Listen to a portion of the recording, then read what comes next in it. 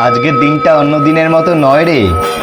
কারণ শুনবি, আজ বড়মা জেগে উঠেছেন। যার চোখের দিকে তাকালে তুই কান্নায় ভেঙে পড়িস, সেই চোখ আজ খোলা। ওই দেখ, হাত কাঁপছে, পা নড়ছে, যেন স্বয়ং বড়মা নিজের শক্তি নিয়ে স্বর্গ থেকে নেমে এসছেন।